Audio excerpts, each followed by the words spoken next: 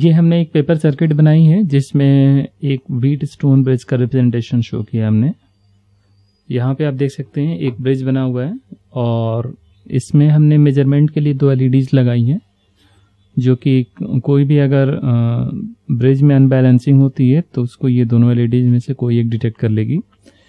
Basically wheat stone bridge एक resistance का bridge होता है जिसकी हेल्प से हम एक अननोन रेजिस्टेंस को फाइंड आउट कर सकते हैं। इस सर्किट को बनाने के लिए जो भी कंपोनेंट्स और ये लेआउट है वो आप हमें ऑर्डर कर सकते हैं kidsguru.com पे। वहाँ पे आपको ये लेआउट मिल जाएगा, प्लस ये सारे कंपोनेंट्स मिल जाएंगे। आप देख सकते हैं जो इस सर्किट में लगे हुए हैं, और ये स्टिकर के फॉर्मेट में आपको मिल जाएगा, जो कि आप किसी भी कार्डबोर्ड पे स्टिक करके इजीली इसे बना सकते हैं। इसको बनाने के लिए एक वीडियो भी आपको प्रोवाइड किया जाएगा, एक डिटेल वीडियो, जिसकी हेल्प से आप इस सर्किट को, आप कोई भी पेपर सर्किट बहुत इजीली बना सकते हैं उस वीडियो को देखने के बाद। और ये हमारा वीडियो जिसमें हमने इस सर्किट को एक्सप्लेन किया है, यानी इसमें जो भी कंपोनेंट्स लगे हैं वो कैसे वर्क कर रहे हैं, प्लस ये हमारी सर्किट ओवरऑल कैसे वर्क कर रही है, उसका डिस्क्रिप्शन हम अभी देखेंगे। तो सबसे पहले हम इंडिविजुअल कंपोनेंट्स के बारे में जानते हैं कि इसमें कौन कौन से कंपोनेंट्स लगे हैं और ब्रिज का क्या कॉन्सेप्ट होता है। उसके बाद हम देखेंगे कि हमारी सर्किट कैसे वर्क करती है, इसके क्या एडवांटेज हैं और क्या लिमिटेशंस हैं, वो भी हम इसमें समझेंगे। क्योंकि नॉर्मली जो व्हीट स्टोन ब्रिज होते हैं उसमें आपको बैलेंसिंग चेक करने के लिए एक एमीटर या वोल्ट मीटर आप कह सकते हैं, दोनों में से कोई एक रिक्वायर्ड होगा। नॉर्मली एमीटर या गैल्वेनोमीटर यूज़ करते हैं जो कि करंट को सेंस करता है किसी भी डायरेक्शन में। तो प्रैक्टिकली जो व्हीट स्टोन ब्रिज यूज़ किया जाता है उसमें इन दोनों LEDs की जगह एक यहाँ पे हम गैल्वेनोमीटर लगाते हैं, जो कि किसी भी स्मॉल चेंज को भी डिटेक्ट कर सकती है। लेकिन यहाँ पे हमने LEDs लगा के इसको सिंप्लीफाइड कर दिया। आपको अलग से किसी एमीटर या गैल्वेनोमीटर की ज़रूरत नहीं है।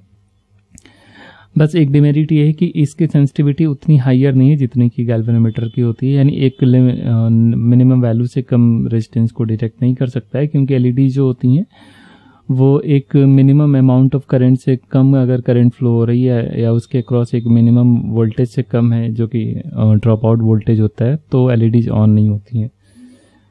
ये हमारा कॉन्सेप्ट लेकिन इसमें फुलफिल्ड हो जा रहा है। अगर रेजिस्टेंस की वैल्यू को हम बहुत ज़्यादा वेरी कराएंगे तो उस कंडीशन में हमारा ब्रिज बिल्कुल सही वर्क करेगा।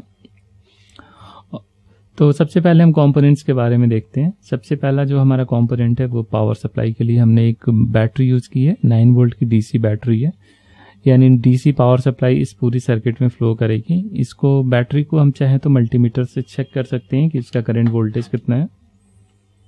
फॉर एग्जांपल अगर हम चेक करना चाहें तो इसका वोल्टेज आप देख सकते हैं 8.15, यानी थोड़ा डिस्चार्ज हो गया है, लेकिन फिर भी हमारी सर्किट इस पे प्रॉपर वर्क करेगी। इसके अलावा जो नेक्स्ट कंपोनेंट है वो एक स्विच है, पावर ऑन ऑफ स्विच, जिसके थ्रू हम पावर सप्लाई को ऑन या ऑफ करेंगे अपनी सर्किट के। तो इसको ऑन करेंगे तो करंट इधर फ्लो होगी, अदरवाइज नहीं फ्लो होगी। इसके अलावा ये 4 रेजिस्टेंस आप देख सकते हैं। यहाँ पे हमने 2 वायर्स निकाले हैं जिनके अक्रॉस आप कोई भी रेजिस्टेंस अननोन रेजिस्टेंस आप कनेक्ट कर सकते हैं, और उसको आप चेक कर सकते हैं कि जो भी हमारा रिक्वायर्ड वैल्यू है वो है या नहीं। रेजिस्टेंस का काम बेसिकली करंट को ड्रॉप करना, करंट को लिमिट करना होता है, यानी उनके सीरीज जहाँ भी रेजिस्टेंस हम लगाते हैं तो उस सीरीज में एक ड्रॉप हो जाता है वोल्टेज का, जिसकी वजह से करंट की वैल्यू कम हो जाती है। यहाँ पे ये 4 रेजिस्टेंस लगे, 3 रेजिस्टेंस जो कि स्टैंडर्ड रेजिस्टेंस है और एक अननोन रेजिस्टेंस यहाँ पे हम लगा सकते हैं।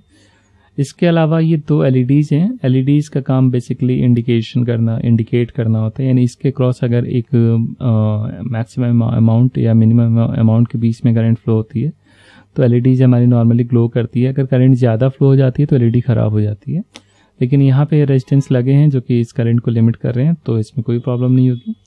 तो LEDs डायरेक्शनल होती हैं, यानी LED के क्रॉस एक पर्टिकुलर डायरेक्शन में ही करंट फ्लो करता है, अपोजिट डायरेक्शन में करंट को ब्लॉक कर देता है, एज ए डायोड वर्क करता है। यहाँ पे आप देख सकते हैं एक सैम्पल LED है हमारे पास, जिसके 2 टर्मिनल हैं। ये जो बड़ा वाला लेग है वो एनोड कहलाता है और छोटा वाला कैथोड कहलाता है। करंट का फ्लो हमेशा ही एनोड से कैथोड की तरफ होता है, इस चीज़ को हमें ध्यान देना है। और यहाँ पे पेपर सर्किट में आप देखेंगे तो यहाँ पे जो एलईडी का सिंबल है, ये आगे एक लाइन जो खींची हुई है वो कैथोड को रिप्रेजेंट कर रही है, और ये वाला पोर्शन हमारा एनोड है। यानी इस ट्रायंगल का डायरेक्शन, इस एरो का डायरेक्शन जिधर है उधर ही करंट फ्लो होगी, और उधर से कोई करंट फ्लो नहीं होगी। ये लाइन रिप्रेजेंट कर रहा है कि ब्लॉक कर देगा, यानी इधर हमारा एलईडी का कैथोड होगा, इधर एनोड होगा, और दोनों एलईडी अपोजिट डायरेक्शन में कनेक्टेड हैं। यानी अगर किसी भी डायरेक्शन में करंट फ्लो होती है तो एटलीस्ट एक एलईडी ऑन हो जाएगी। तो हमारी सर्किट एक्चुअली कैसे वर्क कर रही है इसको अब हम समझेंगे। जो रेजिस्टेंस है, रेजिस्टेंस यहाँ पे आप देख सकते हैं, एक लूप की बात करें तो एक लूप हमारा ऐसे फॉर्म हो रहा है, कंप्लीट लूप, दूसरा लूप ऐसे फॉर्म हो रहा है, एक कंप्लीट लूप। तो करंट जब भी फ्लो होगी तो ये भी अभी हम अज्यूम करते हैं कि चारों रेजिस्टेंस की वैल्यू सेम है। तो जो ब्रिज का कॉन्सेप्ट ये होता है कि जो आप यहाँ पे देख सकते हैं R1, यानी जहाँ पे हमने दो टर्मिनल पे कनेक्शन पावर सप्लाई दिया है, यहाँ पे पॉजिटिव पावर सप्लाई दिया है, यहाँ पे नेगेटिव दिया है, और जिसके क्रॉस हम मेजर कर रहे हैं इसके अपोजिट डायरेक्शन में, यानी R1 into R2 equals to R3 into R4, या फिर ऐसे भी हम कह सकते हैं R1 by R4 equals to R3 by R2। ये एक ब्रिज का कॉन्सेप्ट होता है। अगर ये रूल वायोलेट हो रहा है तो ये ब्रिज बैलेंस नहीं होगा, और इस पॉइंट पे या इस पॉइंट पे किसी एक पॉइंट का वोल्टेज वैरी कर जाएगा। उस कंडीशन में क्या होगा कि एक करंट फ्लो हो जाएगी, या इधर से इस डायरेक्शन में फ्लो होगी या इस डायरेक्शन से इस डायरेक्शन में फ्लो होगी, और उस कंडीशन में ये एटलीस्ट एक एलईडी ऑन हो जाएगी। यहाँ पे आप देख सकते हैं अभी दोनों एलईडीज ऑफ हैं, क्योंकि हमारे जो यहाँ पे हमने स्टैंडर्ड 10 किलो ओम का लगाया, और बाकी सारे रेजिस्टेंस भी 10 किलो ओम के। रेजिस्टेंस को चेक करने के लिए आप मल्टीमीटर को इजीली यूज़ कर सकते हैं। अदरवाइज आपको एक जो कंपोनेंट लिस्ट दिया जाएगा उसमें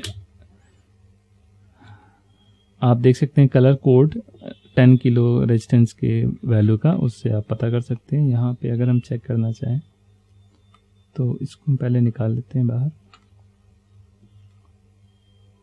तो ये 10 किलो ओम का रेजिस्टेंस है, ऑलमोस्ट 10 किलो ओम आप देख सकते हैं। अभी आपने देखा कि हमने रेजिस्टेंस को निकाल दिया तो हमारा जो ब्रिज है वो अनबैलेंस्ड हो गया। तो ये वाली एलईडी ऑन हो गई, ये ऑफ है।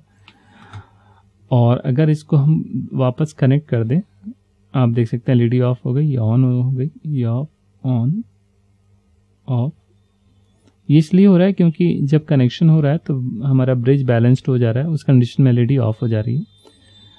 तो इन केस अगर हम जो वैल्यूज हैं ये 10 किलो ओम के हैं सारे, अगर हम कम वैल्यू का कोई रेजिस्टेंस लगाते हैं, फॉर एग्जांपल 1 किलो ओम का अगर हमने लगाया यहाँ पे, तो आप देख सकते हैं ये वाली एलईडी ऑन हो रही है, क्योंकि इस कंडीशन में जो करंट का डायरेक्शन है वो अपोजिट है।